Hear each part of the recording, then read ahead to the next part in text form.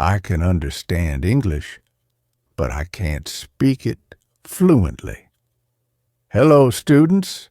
Welcome back to my channel. I want to know if you can relate to this.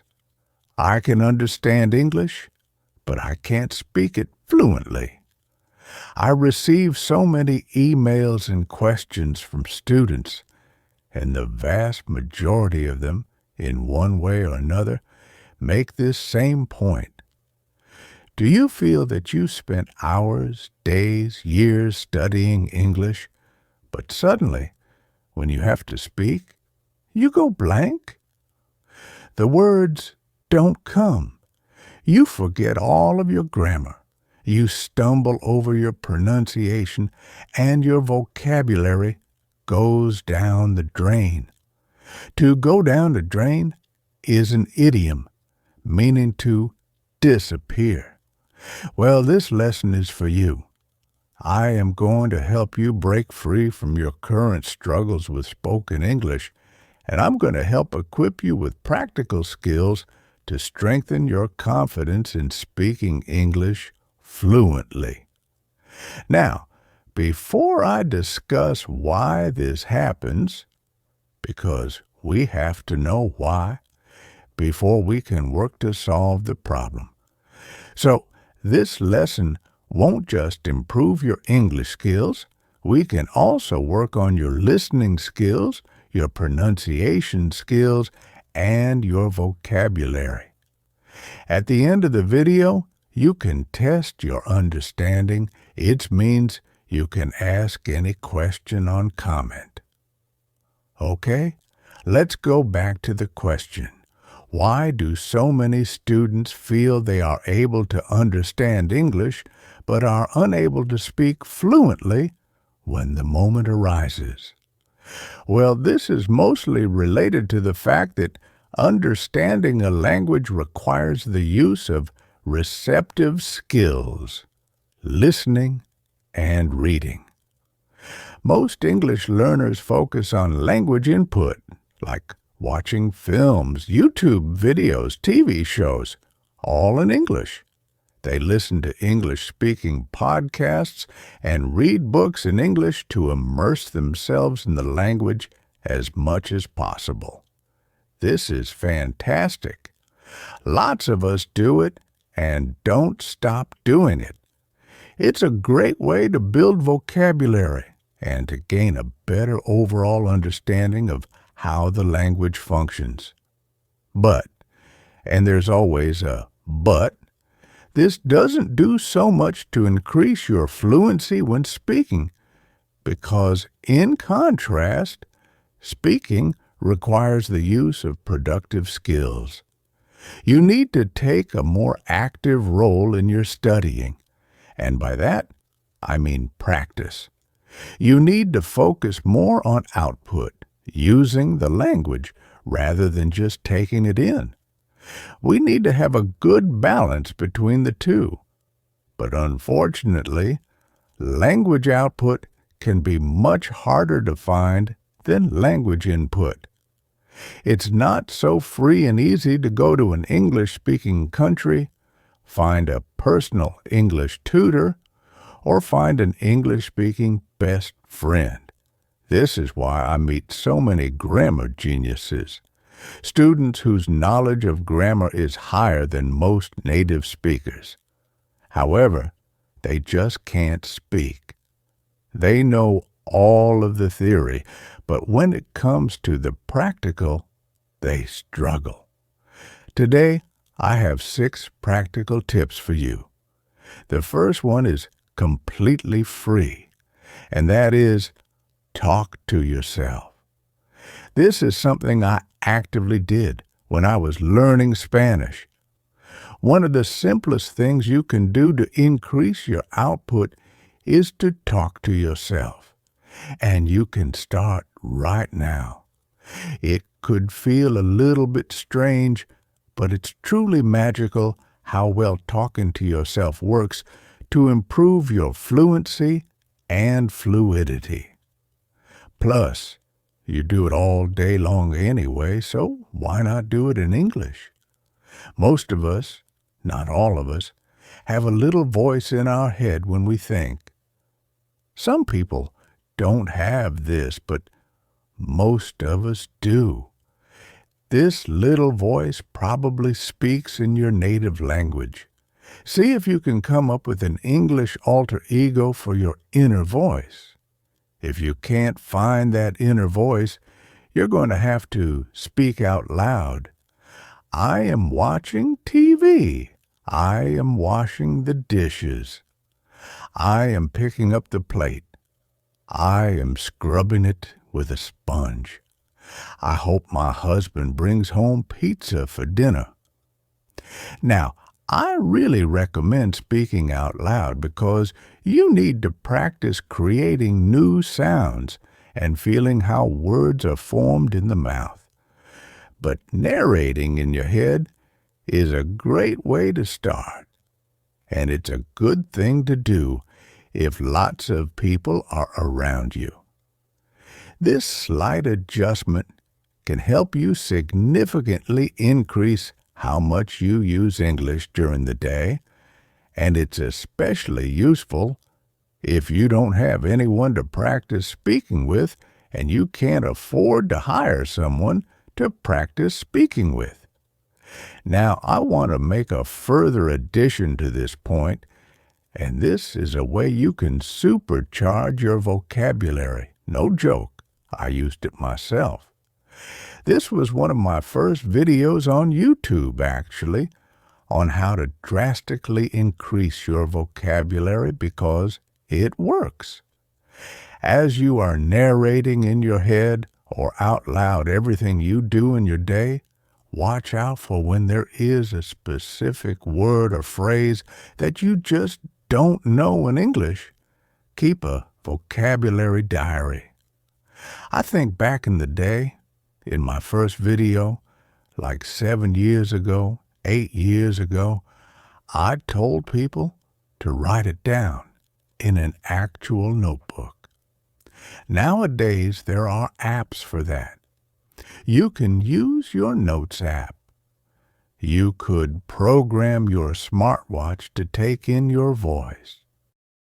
For example, what if I'm walking down the street and I realize that I don't know the word for traffic light in Italian, the language I'm learning? I would do something like this because I love using my smartphone. First, I would ask Siri to write it in my notes. Hey, Siri, write traffic light in my notes. Easy as that. Then I'll ask it to set a reminder at 6 p.m. for me to go through my new vocabulary. Hey, Siri, set a reminder at 6 p.m. tonight to translate and review my new vocabulary. Okay, I've added it. Beautiful. So tonight at 6 p.m., when I've got home, I'll get a reminder to go through the new vocabulary I've added today. I haven't had to type a single thing. It's been such low effort, but I know that every day I'll be expanding my vocabulary with the words around me that I'm actively noticing that I do not know in English or whichever language you're learning. After that, you need to practice using these in sentences out loud. Okay, that's my free, super accessible way of increasing your English output. Now let's move on to tip number 2. Talk to a tutor. But this one is incredibly important. Why is talking to a tutor better than talking to yourself or talking to another English speaker?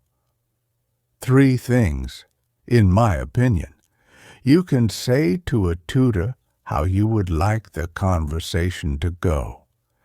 And you can reenact situations in which you felt you failed in the past. Maybe someone at a networking event asks you what you did for a living, and you stumbled over your words, got flustered, and just gave a really oversimplified version of what you do. A version that did you no justice. When you hire a one-on-one tutor, you can run through those exact situations so you never have to struggle like that again. The next 2 points are really important too. Corrections. You want someone who fully understands the English language who can accurately correct you when you make mistakes. That might be your grammar, vocabulary, pronunciation, or more importantly, whether you are speaking clearly and naturally. I don't recommend aiming for absolute perfection. Instead, you want everyone to understand what you're saying.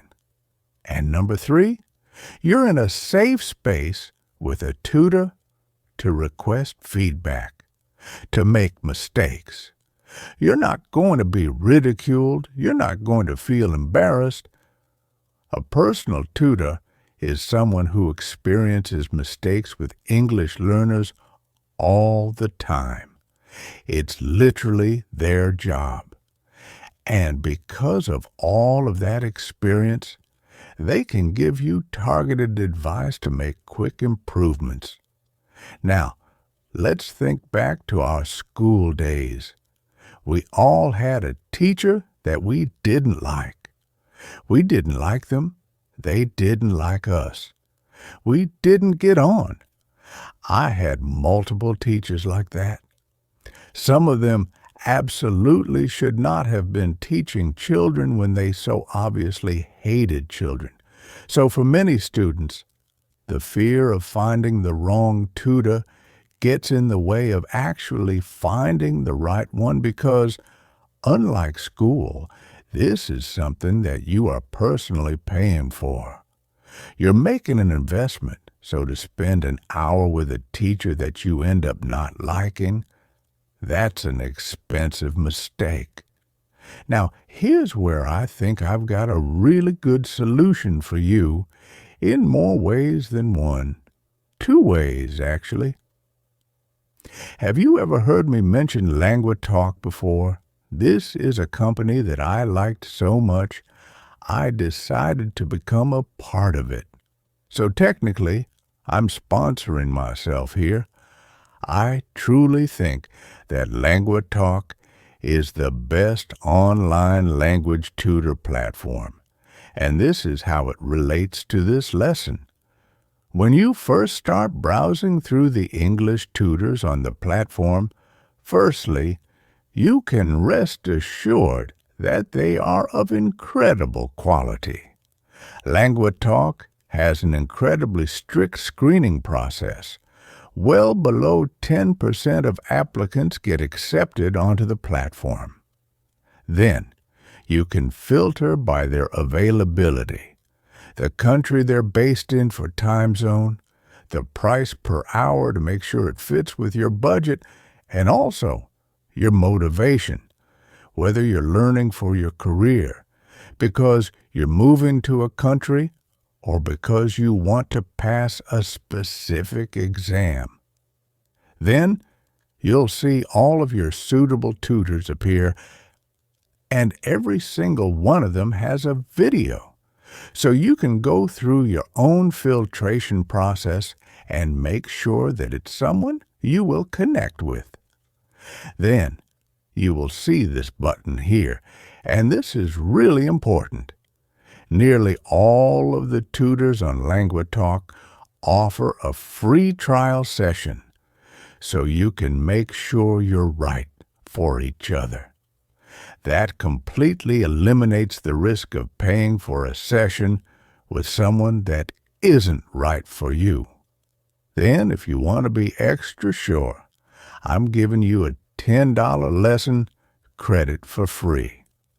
Okay, tip number 3 involves writing.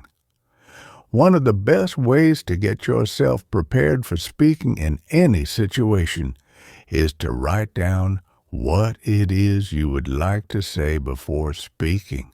Take time to write out all of the sentences you plan to say and then practice saying them aloud. Now, I don't expect you to carry a notebook around with you and Write down everything you want to say before speaking. That's just impractical. But this is an exercise that can be added to your daily English practice. The best way to approach this is to think about situations and potential conversation topics, especially those that interest you, because learning English should be fun. Also, think about questions or opportunities you get frequently. In English, we use the term elevator pitch. This refers to trying to sell something to someone that you've met in an elevator. That's American English. It would be lift in British English. You've only got a limited amount of time, so you've got to get the message across quickly and efficiently. Try to think of elevator pitch versions of your most frequently received questions. I'm thinking of ones like, "Where are you from?" You might say something like, well, you can probably tell that I'm not from here. I was actually born in Italy, but then I moved to France at the age of 4. I went to college in the U.S., which is why I speak with a slight American accent. Write it down and practice it, because you know you're going to get asked a lot. Another one is, what do you do for a living? Or, how did you learn English? You can begin with simple conversation questions and gradually increase the difficulty level. This will help to build your confidence and improve your fluency over time. See, I'm not very good at giving strong opinions, so sometimes, if I'm going to an event where I know I'll be asked about a hot topic that's quite divisive, I do prepare in advance. It helps me to feel more relaxed or less anxious. I'm not somebody who can just give an eloquent opinion piece straight off the bat. Straight off the bat means immediately, with no preparation. Hence, we need preparation, written preparation. It's also a great idea to prepare these written answers and then present them in a tutor session to ask for their feedback. So many of my students have come to me with things that they frequently have to defend, almost like why they are fasting during Ramadan. That's one question that my students get a lot.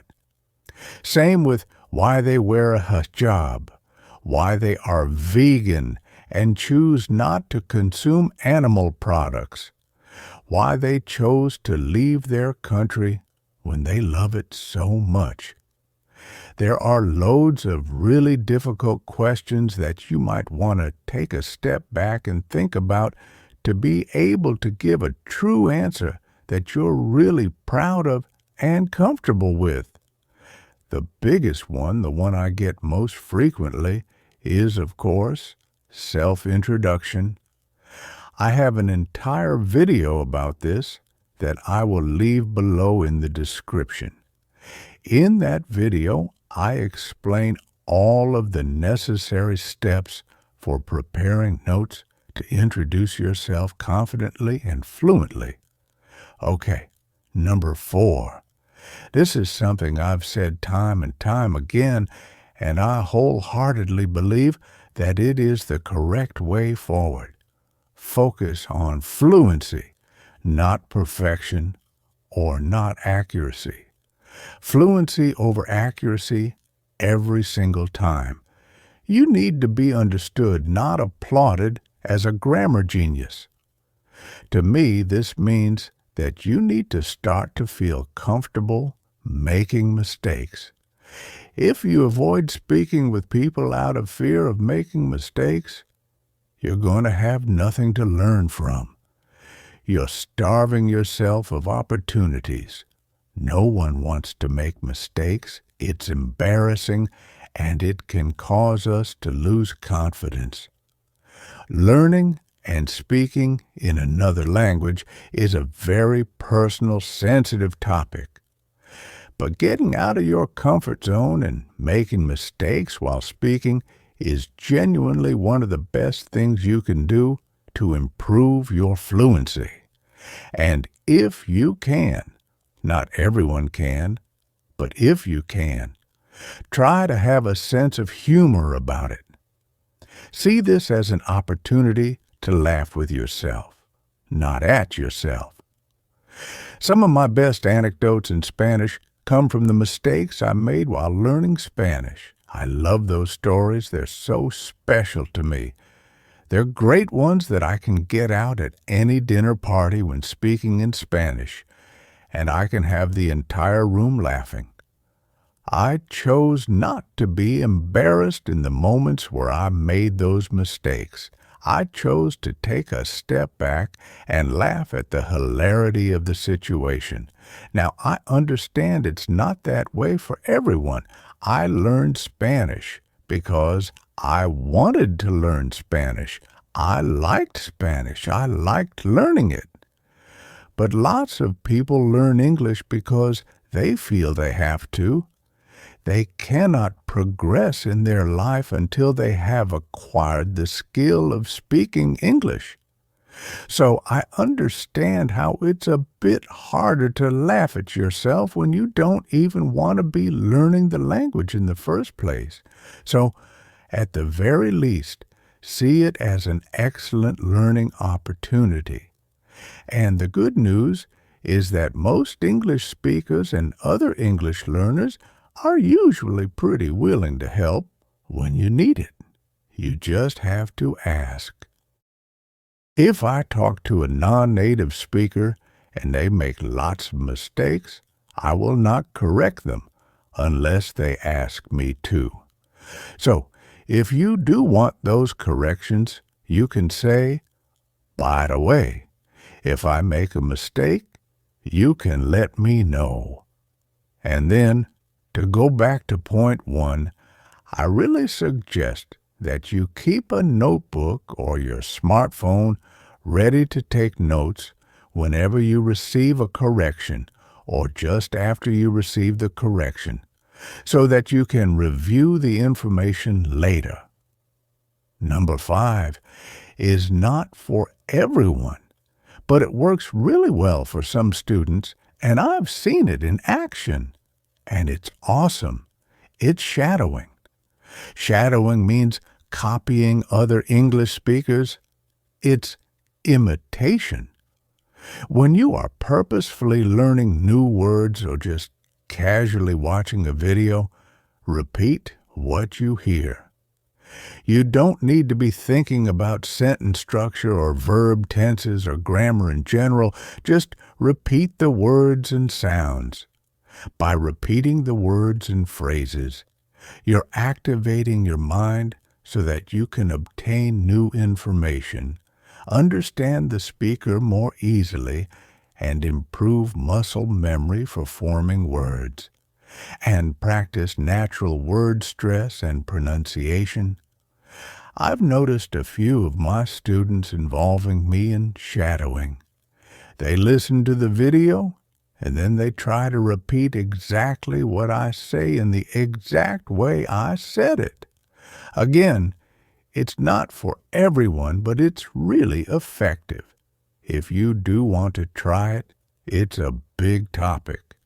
So let me know if you would like a lesson on shadowing where I can guide you through it.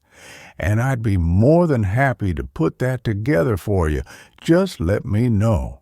If there's no interest, I won't bother. And number 6, this one is fantastic.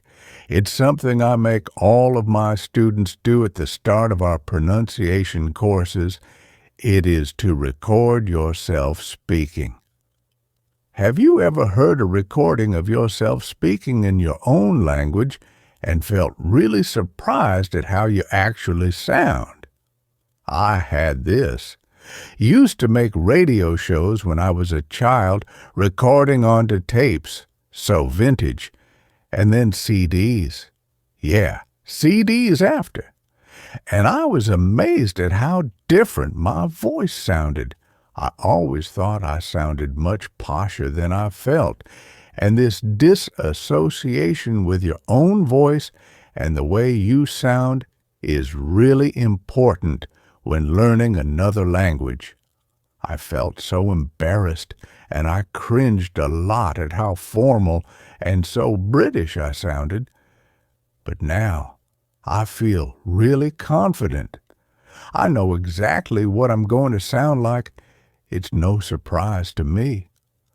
I also sometimes review my videos and think, I was speaking a bit quickly there, or I was speaking far too quietly, or I mispronounced this word without realizing it. I really think it's important for you to record yourself so that at the very least you start to become comfortable with how you sound. Then you can also start noticing things that you can improve on. Additionally, it's a fantastic benchmark because where you are now is hopefully going to be the worst you'll ever be. Your English will only get better as you study more and more.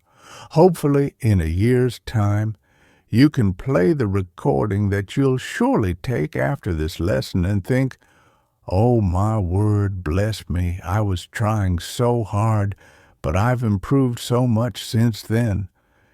In my pronunciation program, we invite the students to read a text featuring the majority of the sounds in English and the features we teach in the program.